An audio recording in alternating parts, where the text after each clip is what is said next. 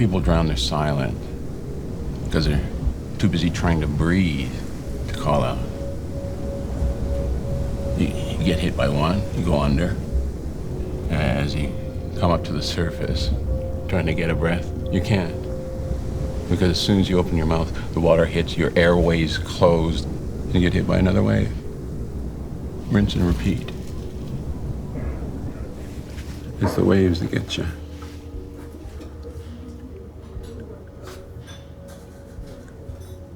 I had a chance once to save a dog from drowning.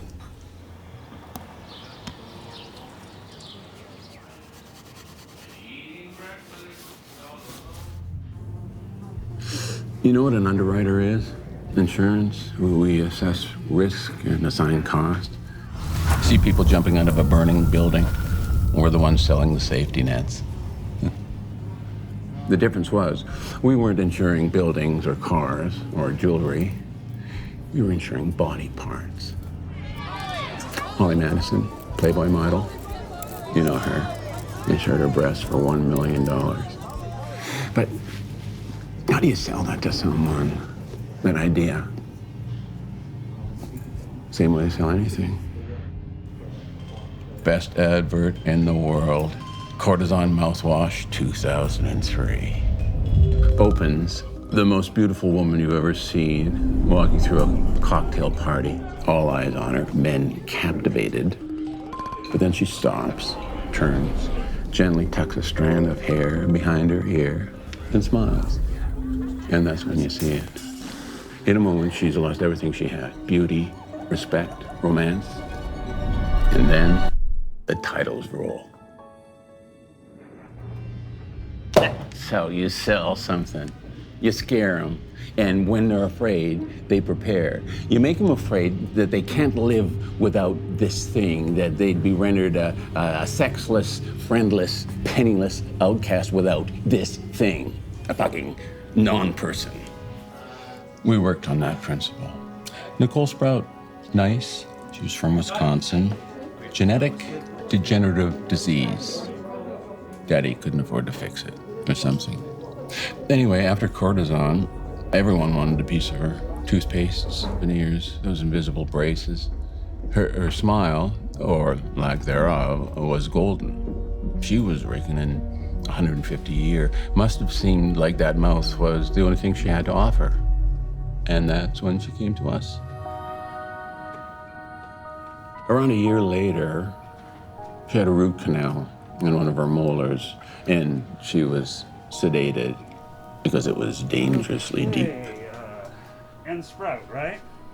Now, I don't believe in, but sometimes the sheer level of coincidence, it seems like it conspires in some karmic judgment. I mean, how can you plan for that? A manic depressive receptionist. Why, yeah. A dentist with a tendency for inhaling diethyl ether, and a little girl with advanced periodontal disease booked in for full mouth reconstruction on that exact same day. A little girl called Nicola Sprout. How can you see that coming?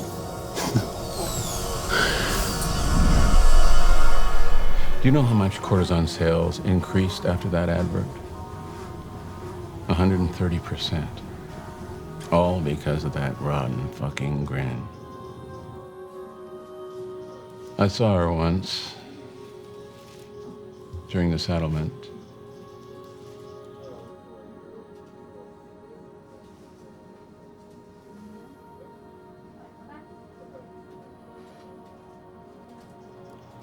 She was beautiful.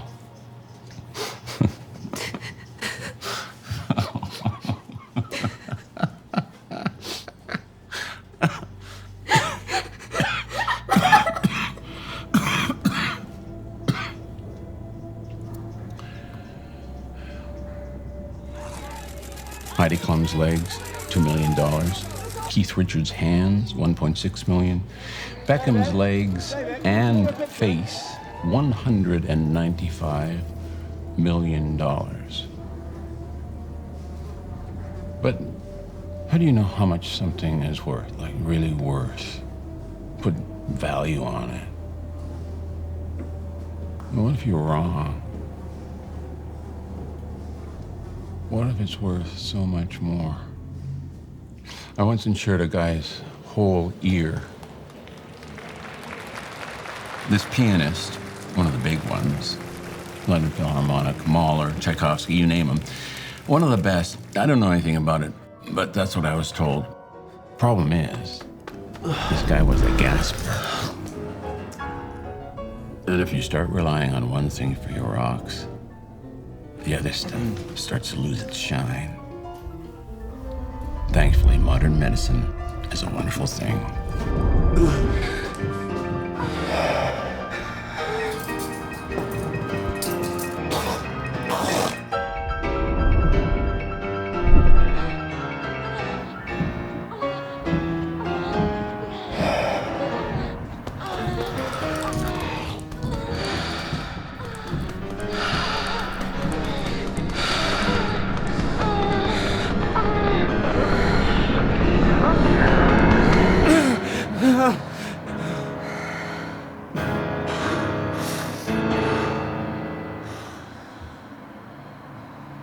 One of the dangers we now know about sexual stimulants is that while they increase blood flow to required areas, they also increase blood flow to other areas, including the ear. Now, the blood vessels in the ear are very delicate, and all that uninhibited blood results in damage. Real bad damage. Damage so bad, it can cause permanent conductive hearing loss.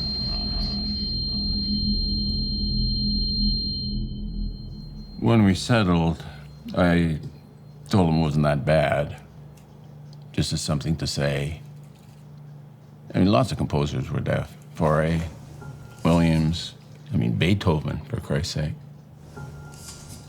There was a lot of money, but clearly not enough.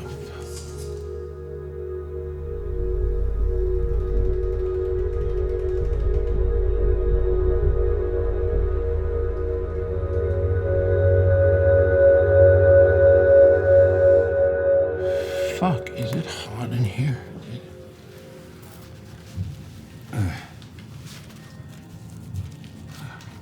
You like art?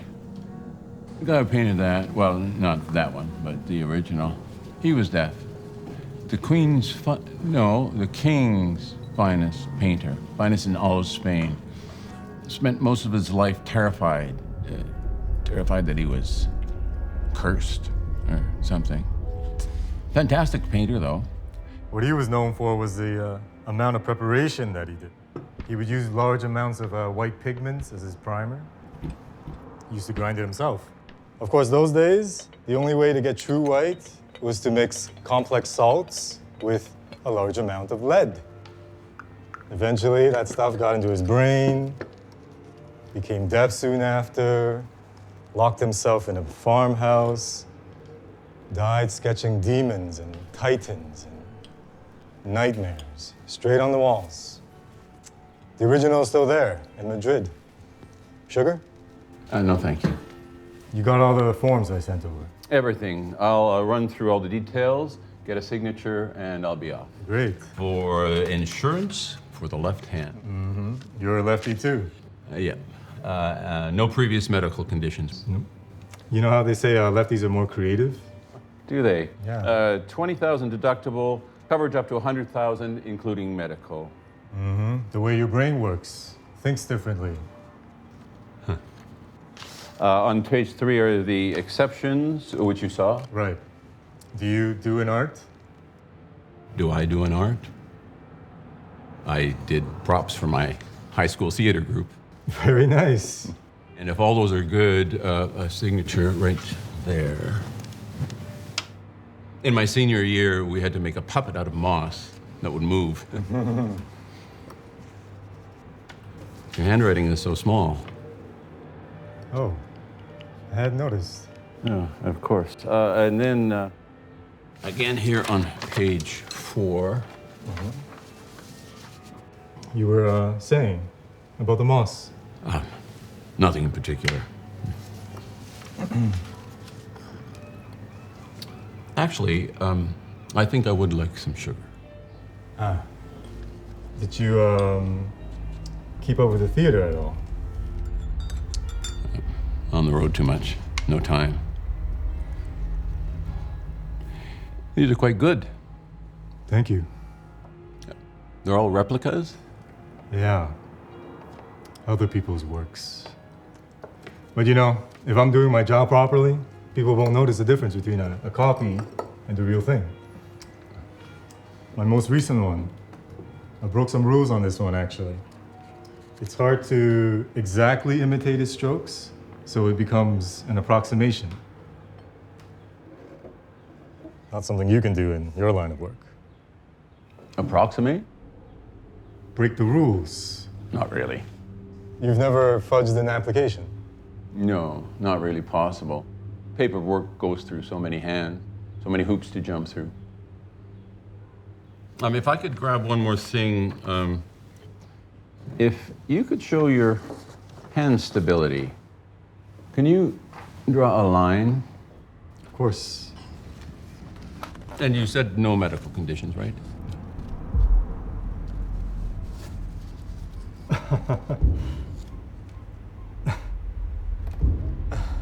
Maybe try one more.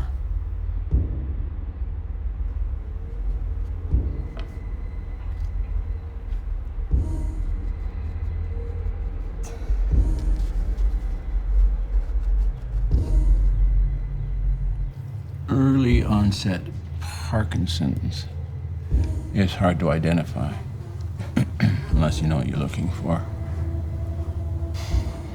There's always going to be another wave coming. And if you can look into the distance, you can anticipate that next crash.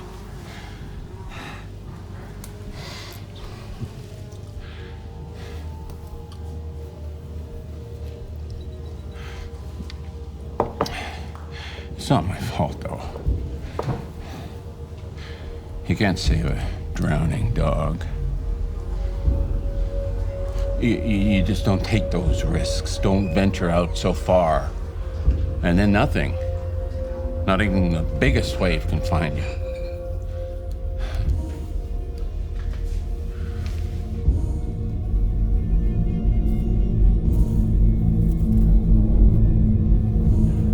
Or would that be better? Having no ups, no downs, just floating?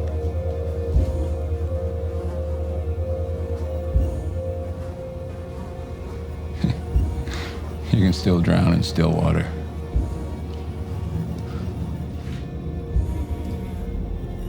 Just takes longer.